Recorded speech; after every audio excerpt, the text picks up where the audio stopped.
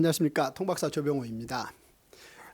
공주병, 왕자병, 세상에서 가장 무서운 병이라고 말하죠. 치료약도 없어서 불치병의 카테고리에 속하는 병이지 않습니까? 그런데 오늘은 진짜 왕자에 대해, 진짜 왕자 모세에 대해서 살펴보는 시간을 갖겠습니다. 모세가 태어난 지 3개월 만에 갈대상자를 탑니다. 근데 왜 갈대상자를 탔을까요? 태어난 지 3개월 만에 모험심이 너무 남달리 탁월해서 갈대상자를 탔을까요? 그렇지는 않습니다. 그가 갈대상자를 탄 이유는 이제 세 가지인데요. 첫째는 그의 어머니 요게벳이 태어난 지 3개월 된 모세를 갈대상자에 태웠다는 거죠. 갈대상자에 모세를 태우는 어머니의 심정이 얼마나 쉽지 않았을까 짐작을 해볼 수 있다고 보고요. 그 다음 두 번째 이유는 그가 히브리 민족인데 히브리 민족이 국가를 가지지 못했기에 그는 갈대상자를 태어난 지 3개월 만에 탈 수밖에 없었다라고 볼 수 있겠습니다. 그 다음 세 번째 이유는 하나님이 그를 태어난 지 3개월 만에 애굽의 권력 핵심으로 집어넣으셨다는 거죠. 보십시오. 요셉의 입애굽기를 통해서 우리는 이미 지난 시간에 살펴보았습니다마는 하나님께서 요셉은 나이 30의 애굽의 권력 핵심으로 집어넣었습니다. 그런데 이후 많은 세월이 지나고 오히려 모세는 태어난 지 3개월 만에 애굽 권력의 핵심인 왕자의 자리로 넣기 위해서 그를 갈대상자를 태웠다라고 봐야 됩니다. 이후 모세는 이제 애굽에 들어가서 40년 동안 제왕학 쪽집게 과외를 받습니다. 한마디로 왕은 어떠한 사람이어야 되는가, 어떤 실력을 갖추어야 왕 노릇을 할 수 있는가. 그 자리에 그냥 앉아서 폼 잡는 게 왕은 아니지 않습니까? 그 자리에 앉는다는 얘기는 그만한 실력을 갖추어야 왕 노릇 할 수 있는 겁니다. 따라서 모세는 태어난 지 3개월부터 40세까지 제왕학 쪽집게 과외를 받는다는 거죠. 이후에 로마 제국에서 보면 로마의 5대 황제 네로가 당시 최고의 지성이라 일컬어지는 로마의 그 지성 세네카에게 제왕학 쪽집게 과외를 받습니다. 이 네로라는 친구가 이 선생님에게 너무나 이 많은 과외를 받고 그 선생님이 훌륭하니까 일설에 의하면 당신은 너무나 고상해서 아마 자살해야 될 것 같다. 이제 그런 이야기도 했다는 일설이 있는데요. 그만큼 훌륭한 선생을 만날 수 있었다는 거죠. 로마에 말이 나왔으니까 말입니다만 이제 로마에서 이 황제를 만들기 위한 제왕학 수업은 여러 가지가 있는데 이를테면 뭐 글쓰기, 말하기 이런 것은 물론이고 그 수업 과목 가운데 예를 들어서 어떤 신하들을 상대할 때 어떻게 할 것인가 라는 부분에 대한 수업도 미리 받는다고 말합니다. 그런데 이를테면 그 수업 가운데 하나가 몇 사람의 그 선생들이 이 제왕학 수업을 받는 학생에게 계속해서 비꼬는 듯한 질문들을 던지며 자꾸 기분을 상하게 하는 질문들을 던지는 거죠. 그랬을 때 이를테면 제왕학 수업을 하는 왕자는 그런 어떤 질문들에 대해서 전혀 얼굴 표정도 바꾸지 않고 거기에 감정적으로 휘말리지 않고 질문을 대답하며 그 상황을 이끌 수 있는 훈련까지 한다고 하지 않습니까? 그만큼 이 제왕학 수업이라는 것은 보통 사람들의 상상을 초월할 만한 학습 효과의 혜택을 누린다라고 봐야 될 것입니다. 모세가 그렇게 40여 년 동안 충분히 쪽집게 과외를 통해서 제왕으로서의 모든 준비를 다 끝낸 상태입니다. 그런데 그가 나이 40이 되었을 때 그만 애굽이라는 나라가 가진 가장 뜨거운 감자를 가서 스스로 만진 거죠. 바로 히브리 민족 문제입니다. 애굽이라는 나라가 이미 그 당시에는 소국적 제국주의를 하고 있었습니다. 애굽 민족이 히브리 민족 120만 명을 노예화해서 그 120만 명을 무임금 유노동으로 그들을 아예 애굽의 최대의 황금알을 낳는 거위화해 놨던 것이죠. 그런데 바로 이 부분을 모세가 가서 건드린 겁니다. 자기 동족들 사이에 어떤 갈등이 발생한 것을 보고 거기에 끼어들어서 그것을 합리적으로 해결할 수 있는 방법이 있지 않겠느냐라는 조언을 하는 형식으로 끼어들었다가 그만 아주 난처한 상황에 처해지는데 애굽의 이 사람 한 사람을 죽이는 일이 발생되는 거고, 이게 조용히 묻혀질 줄 알았는데 이것이 자기 동족들에 의해서 아예 이게 소문이 커져갈 것 같은. 그래서 비록 모세가 애굽의 왕자로서 모든 왕 수업을 제왕학 수업을 끝냈지만 오히려 이 뜨거운 감자를 건드림으로 말미암아 가장 정치적인 위기에 처해지게 되는 것이죠. 여기까지 판단한 모세가 안 되겠다 싶어서 애굽을 등지고 모래바람 사나운 미디안 사막으로 정치적 망명을 하게 되는 것이죠. 아마 그날 밤 애굽의 모든 석관들, 그리고 그 다음 날 모든 조간들의 모든 신문의 톱 타이틀은 애굽의 유력한 차기 대권주자 모세 정치적 망명하다, 모래바람 사나운 미디안으로 스스로 떠나다, 뭐 이렇게 해서 아주 모든 신문들이 대대적으로 다뤘을 가능성이 있습니다. 해서 모세는 결국은 애굽의 권력의 핵심에서 권력과는 전혀 상관없는 사막으로 삶의 자리를 옮겨놓게 되는 거죠. 그렇게 40여 년 세월을 보내고 그의 나이 80이 되었는데 하나님께서 이번에는 모세에게 그 뜨거운 감자를 다시 한번 만져보라, 이런 제안을 하시는 겁니다. 따라서 모세는 지난번 40년 전에 그 뜨거운 감자를 만졌다가 아예 다 됐지 않습니까? 그래서 더 이상 만질 수 없다라고 물러서게 되는 것이죠. 그런데 우리 하나님께서 아니라고 계속해서 그를 설득하시게 되는 겁니다. 결국 그 설득 과정에서 보면 하나님이 막 화를 내시는데요. 사실 우리가 누군가를 화나게 한다, 그것도 인격이 훌륭하시고 많은 고상한 판단력을 가지신 분을 화를 내게 한다는 것은 예산 일이 아니지 않습니까? 그런데 모세는 왜 이렇게 하나님이 화를 내시는 데까지 못하겠다고 뒤로 물러서는 겁니까? 자기 아니면 안 될 거라는 걸 미리 예측했기 때문에 이번 기회에 자기 몸값을 한번 올리는 것입니까? 네, 그러지는 않을 것입니다.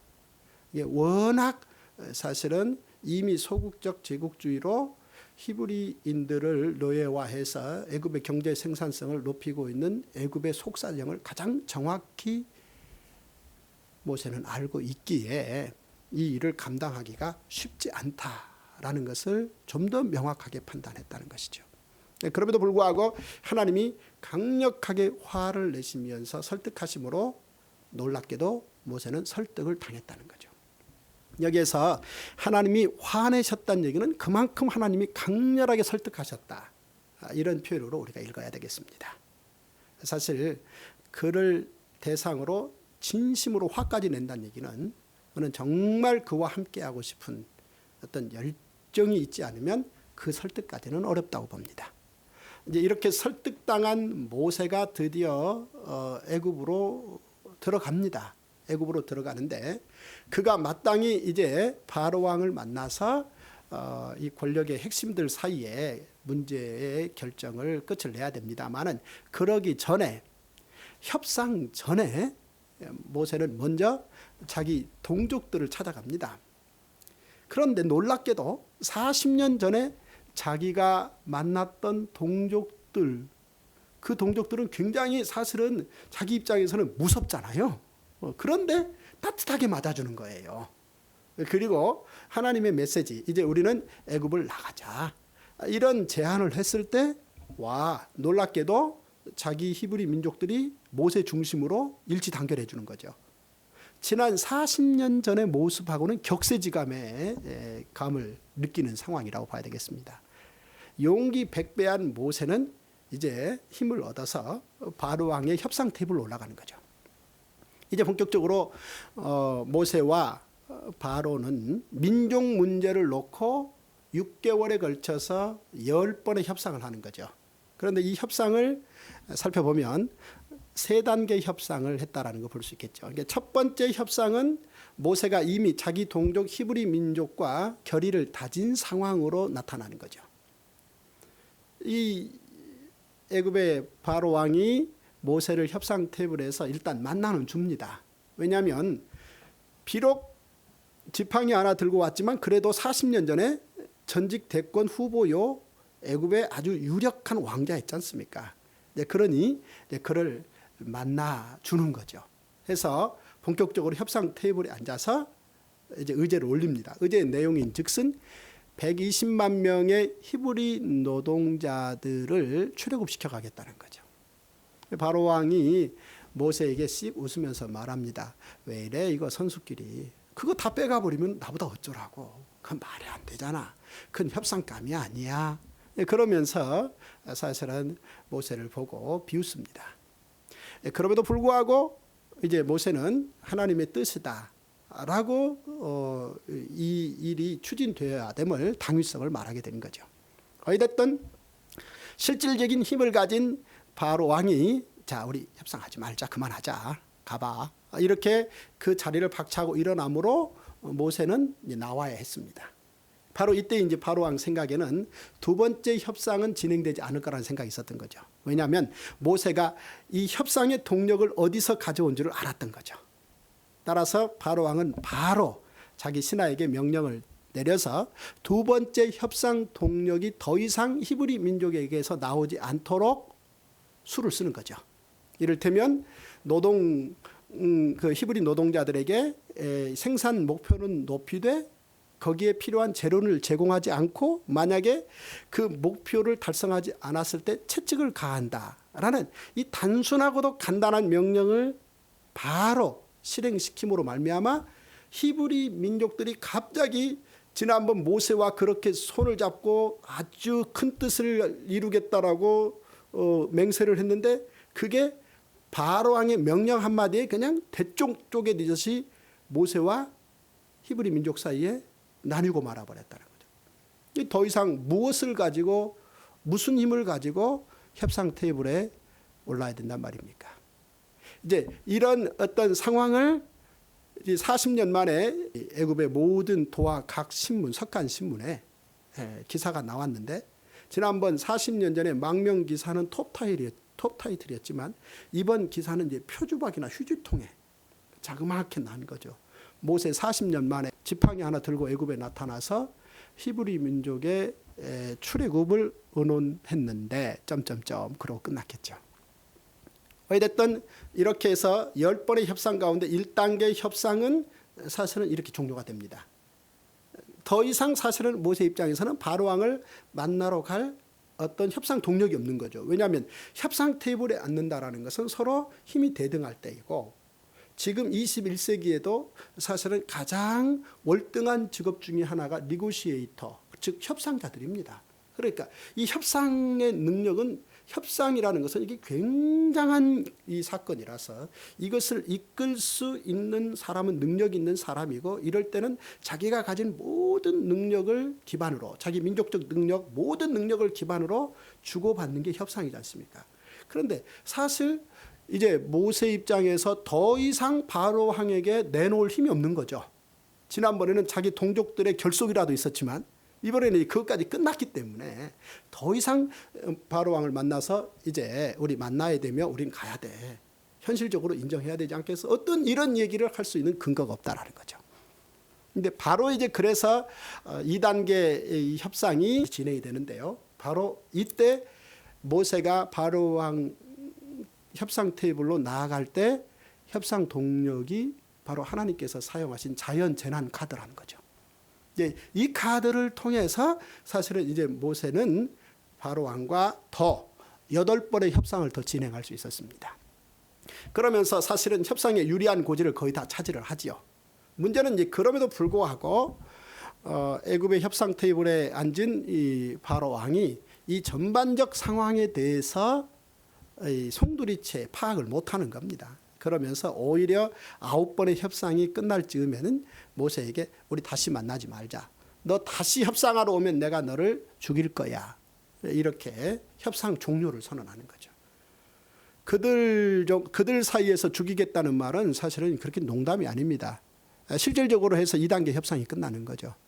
그런데 바로 이제 10번째 사건이 발생되는 거죠. 애굽에서 이 10번째 일종의 협상이라면 협상인데요. 이 10번째 사건은 하나님이 직접 이끄시는 유월절 카드입니다. 하나님께서 애굽에서 유월절, 즉 패스오버라는 유월절 카드를 꺼내신 거죠. 이 카드는 사실은 지금까지는 애굽에서 내린 모든 하나님께서 사용하신 자연 재난이 주로 애굽 민족들만을 위한 대상이었는데, 이번에 하나님께서 10번째 커낸 유월절 카드는 애굽 민족과 히브리 민족에게 동시적으로 위험이 온다는 거죠. 다시 말해서 히브리 민족들도 장자들을 2만 명 이상 그날 죽을 수도 있는 카드입니다. 이런 결정적인 카드가 드디어 나오게 되는 것이죠. 그러므로 말미암아 모세는 이 유월절 카드를 자기 동족들 전체와 바로 부랴부랴 하나님께서 처방해 놓으신 대로 뒤처리를 하는 것이죠.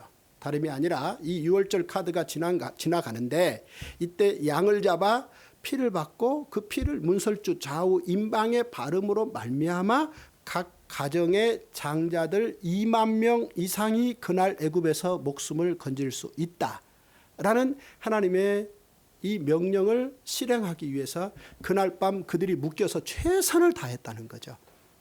사실은 얼마나 모세가 그날 손에 땀을 쥐었나 싶어요. 왜냐하면 결과적인 이야기입니다마는 출애굽하고 나서 봤더니 한 가정도 장자를 잃은 가정이 없다는 거죠. 그러니까 다 그 명령을 실행했다. 정말 오랜만에 그 민족이 유월절로 말미암아 모세를 중심으로 하나님을 중심으로 일치 결속했다라고 볼 수 있을 것입니다. 어찌됐든 이 일로 말미암아 애굽은 그 국가의 가장 인재 근간이라 할 수 있는 장자들을 상실해 버립니다.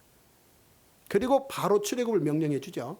출애굽을 명령해 줌으로 말미암아 히브리 민족이 나가는데 120만 명의 노동자들이 나가버리는 거죠. 그래서 경제력이 상실돼 버리는 거죠.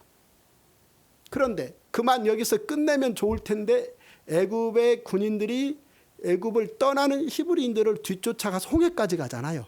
그래서 홍해 사건을 통해서 애굽의 이 아주 엘리트 군인들, 최고의 이 군사 무기들인 마차들을 홍해에 수장시킴으로 말미암아 군사력을 상실해 버리는 거죠.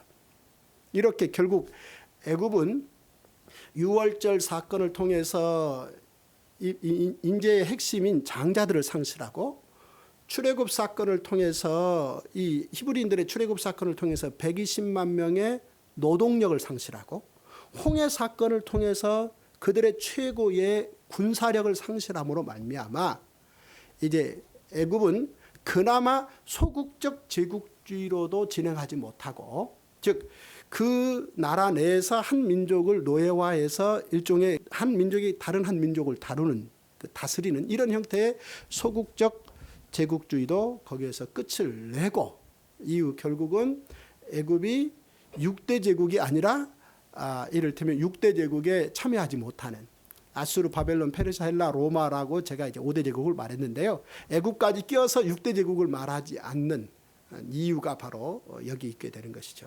이러므로 말미암아 사실은 애굽은 여기에서 종료가 됩니다. 이제 애굽에서 나와서 석 달 정도의 기간을 거쳐 시내산에 히브리 민족이 도착을 하게 되는 거죠. 그런데 시내산에서 1년 동안 있으면서 이들이 무엇을 하느냐? 놀랍게도 그 1년 동안 그들은 법이라는 거에 대해서 알기 시작하다는 거죠. 법, 민족과 법. 이제 이 주제를 시내산에 1년 동안 그들은 이제 본격적으로 대면하게 된다는 것이죠. 자, 민족과 국가 그리고 민족과 법, 이거 아주 중요한 문제인데요. BC 7세기에 이 스파르타의 입법자 노릇을 한 리쿠르고스라는 사람이 있습니다.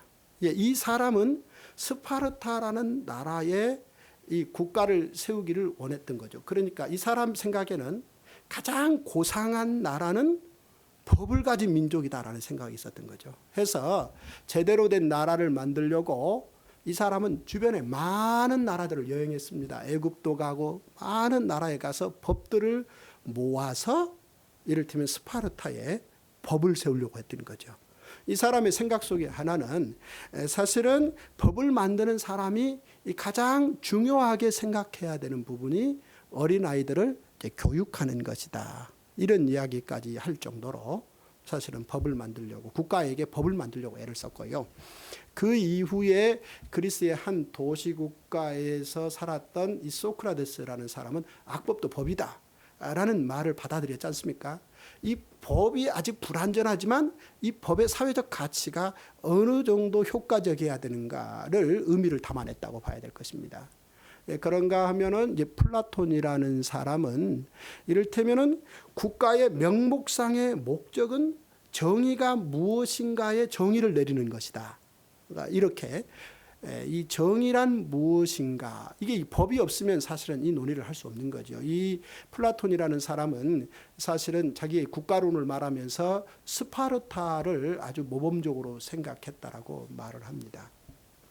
그런가 하면 아리스토텔레스는 그의 정치학에서 법이 없다면 인간은 극악한 동물이 되며 법의 존립이 국가에 달려 있다. 법의 존립이 국가에 달려 있는 것이다. 이런 말을 한 것이죠. 이렇게 그리스의 도시 국가들이 사실은 오늘날 21세기에도 어떤 그 고전의 국가 개념 이런 면에서 아주 중요한 원천 노릇을 하고 있는 이 그리스의 도시 국가들과 이 법과 이 관계를 뗄래야 뗄 수 없을 만큼 사실은 많은 이야기들을 가지고 있는데요. 이런 스파르타를 비롯한 그리스의 도시 국가들이 법을 세우려고 이렇게 애쓰기 700~800년 전에 이미 하나님께서는 모세에게 애굽에서 나온 한 민족을 시내산에 1년 동안 머물게 하시면서 그 민족에게 법을 하늘에서 내려주셨다는 거죠. 사람들이 모여서 사실은 있던 어떤 갈등의 문제, 또 부딪힘의 문제를 어떻게 효과적으로 해결할 것인가, 이런 논의를 100번 그 이상, 또 이 논의를 국회로 올려서 이를테면은 당락 차원에서 점검하고 이런 어떤 수많은 절차를 통해서 법이 하나하나 만들어지는 거잖아요. 그런데 놀랍게도 우리 하나님께서 1년 동안 법을 위에서 아래로 주셨다는 거죠. 사람들이 모아서 올린 게 아니고 위에서 아래로 법을 송두리째 계시하셨다는 거죠. 이것이 제사장 나라 법입니다. 참으로 놀라울 수밖에 없는데요. 사실 아브라함 이후 모세 때까지 민족이 형성되는 데는 모세가 갈대 상자를 타야 됐을 만큼 어렵게 힘들게 고난스럽게 한 민족이 만들어졌지 않습니까? 그런데 그 민족이 이제 가져야 될 나라가 제사장 나라인데 이 제사장 나라는 이름만 있는 게 아니고 법이 있다는 거죠. 그 법을 하나님께서 시내산에서 1년 동안 본격적으로 계시해 주셨다는 겁니다. 참으로 놀라운 일이 아닐 수 없습니다. 이제 이미 소국적 제국주의지만 충분히 제국을 경험하고 나온 히브리 민족이 이제 드디어 하나님께서 위에서 내려주신 그 계시의 법, 제사장 나라 법이라는 것을 1년 동안 본격적으로 수용하게 되는데요. 이 제사장 나라의 이 법에 들어가 보면 이를테면 개인 대 개인과의 관계, 또 개인과 하나님과의 관계, 그리고 국가와 국가와의 관계, 이런 내용을 포함해서 이것이 제사장 나라 법이라는 것이며, 그리고 이 법 자체는 근본적으로 보면 세계가 다 내게 속해 있다라는 하나님의 전제 말씀에 그 히브리 민족에게 하나님이 법을 주셨다는 거죠. 이 말은 히브리 민족에게만 특별히 그들을 선민으로 선택하셔서 그들 민족에게만 하나님이 법을 주신 게 아니고, 일단 하늘에서 그 민족에게 그 시기에 특별하게 법을 계시로 주시지만 세계가 다 내게 속했다라는 이 말씀 속에는 이 법이 모든 민족을 위한 보편성을 띈 법이다라는 사실을 우리가 기억할 필요가 있겠습니다. 그런데 이 법을 이제 간단하게 예를 들어본다면 이 제사장 나라의 법은 이를테면 1대1 관계를 규정하는 내용들이죠. 어느 사람이 소를 몰고 가서 소가 풀을 뜯을 수 있도록 말뚝을 박아놨는데 그만 이 소가 말뚝을 뽑고 주변에 있는 채소밭에 가서 채소를 다 이를테면 먹어버렸다 말이죠. 그러면 이제 이 갈등이 생기는 거죠. 이런 경우 그 소가 말뚝을 뽑는 습관이 있는 소인지 아니면은 이 소가 갑자기 열받아서 말뚝을 뽑았는지 이거에 따라서 그 채소밭을 배상하는 배상 정도가 다르다는 거죠. 그러니까 만약 어떤 힘센 가정의 소가 힘 약한 어떤 가정의 채소밭을 망쳤을 때 그냥 이걸 적당히 얼버무려서 해결하기보다는 그 내용이 뭔지 정확하게 증언을 듣고 뿌리를 뽑아서 법적으로 해결하라. 이것이 제사장 나라 개인과 개인과의 관계의 법 내용이고요. 그런가 하면은 이제 개인과 하나님과의 관계인 거죠. 한 개인이 하나님 앞에 번제, 소제, 화목제, 속건제 등등 하나님 앞에 제사를 통해서 하나님께로 나갈 수 있다. 용서받을 수 있다. 이런 내용이 사실은 제사장 나라의 법이고요. 그런가 하면은 국가와 국가 사이, 이를테면은 이제 아브라함의 후손이 된 이 히브리 민족이 드디어 제사장 나라 법을 가지게 되고 곧 이제 이들이 영토를 가지게 될 터인데 이미 아브라함을 통해서 하나님께서 약속하신 그 가나안 땅의 경계를 미리 말했다는 거죠. 땅의 경계를 정해서 그 경계 밖을 넘어가지 말라는 거죠.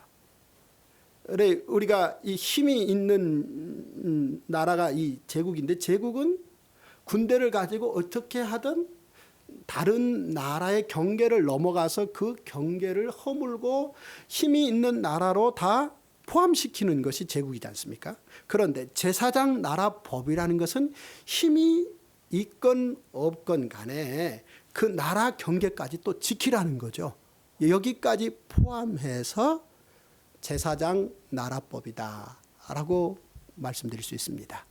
자, 이렇게 하늘에서 제사장 나라 이 킹덤 오브 프리스트스 이 제사장 나라 법이 하늘에서 계시될 때 참으로 모세는 가슴 뛰었습니다. 이제 그 내용을 좀 좁혀놓고 보면 압축해놓고 보면 10계명이고 그걸 좀 늘려놓고 보면은 613가지 하라라는 정언 형태의 명령과 하지 말라라는 부정언 형태의 명령 613가지를 담고 있는데요. 이 내용인즉슨 앞서 말씀드렸듯이 개인적이며 그 다음에 하나님과 관계적이며 그 다음에 이웃 민족과 관계적이라는 이런 놀라운 법을 하나님께서 하늘에서 계시해 주었다 해서 우리가 이제 모세 율법 이 시기에 그 주어진 법을 모세 율법이라고 말하는 것이죠. 이 법이 참으로 얼마나 모세를 가슴 뛰게 했는지 모릅니다. 모세는 일찍이 애굽에서 40년 동안 제왕학 쪽집게 과외를 받았다는 말씀 드렸지 않습니까? 그러니까 한 나라의 경영이 왕 중심으로 어떻게 효과성을 높일 수 있다라는 것을 이제 배웠다는 건데요. 오히려 시내산에서 1년 동안 하나님께로부터 내려온 율법을 모세가 배우면서 와 하나님 중심으로 개인과 개인이 개인과 하나님과 민족과 민족이 어떤 관계를 평화롭게 설정할 수 있다. 이 내용을 모세가 듣고 가슴이 얼마나 뛰었는지 모릅니다. 그런 어떤 복을 누린 이 민족이 이제 언 1년의 시내산에 머무는 기간을 마치고 민수기 1장에서 보면은 그 민족이 군대를 형성하는 거죠. 인구조사를 해봤더니 60만 명이 넘는 거죠. 즉 조건이 있습니다. 20세 이상으로 싸움에 나갈 만한 사람의 숫자를 조사해봤더니 60만 명이 넘었다는 거죠. 와, 이 말은 다시 말해서 사실은 진즉 히브리 민족이 이 60만 명을 군대화했으면 모세가 갈대상자를 타지 않았어도 된다는 거죠.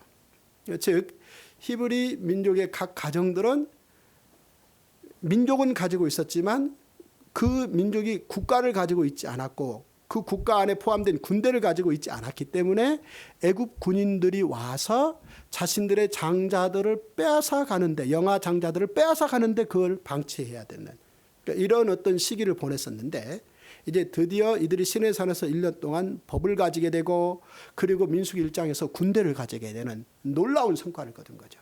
이제 이들이 드디어 제사장 나라의 기반이 될 수 있는 그 영토를 확보하기 위해서 이제 가나안으로 진군하게 됩니다. 이제 민족의 숫자를 가지게 되고 법을 가지고 군대를 가지게 된 이들이 가나안 전진을 위해서 가데스 바네아에서 머물다가 40일 동안 정탐을 보낸 사건이 있었는데요. 문제는 정탐꾼들이 다녀와서 가나안 군대에 대해서 너무 놀란 나머지 이들이 아주 나름대로 큰 결단을 하는데요. 내용인 즉슨 제사장 나라 법을 포기하고 애굽에 들어가서 제국의 하수인 노릇하면서 살겠다라고 방향을 바꿔버리는 거죠. 이때 이 사건이 계기가 되어서 하나님은 모세와 세대를 바꾸어서 40년 교육해야 된다라는 결정을 하시게 되는 거죠. 그래서 드디어 애굽에서 나왔던 출애굽 세대들은 40년 동안 광야에 머물면서 그들의 생을 마감하게 되고 그들의 자녀들 20세 이하의 자녀들을 대상으로 즉 모세가 본격적으로 청소년들을 대상으로 학생운동을 하는 건데요. 이게 40년 동안 율법 교육 즉 제사장 나라 교육을 집중합니다.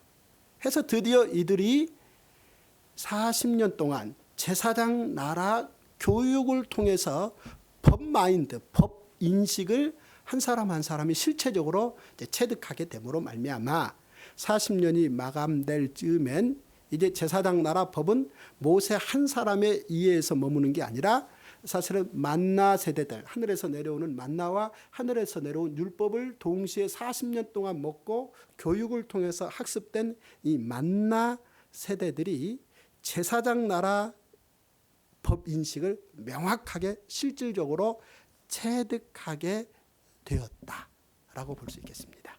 드디어 이제 모세 시대에 제국과 제사장 나라의 이 개념이 말로만 있는 게 아니라 내용적으로 정리되었다라는 사실을 볼 수 있습니다. 40년 동안 광야에서 율법 교육을 통해서 히브리 민족이 제사장 나라 개념을 가짐으로 말미암아 이제 본격적으로 우리 하나님께서는 새로운 세계 경영의 또 다른 시작을 여셨다.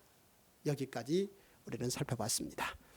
다음 시간에는 전쟁 영웅 여호수아의 시민선언에 대해서 살펴보겠습니다.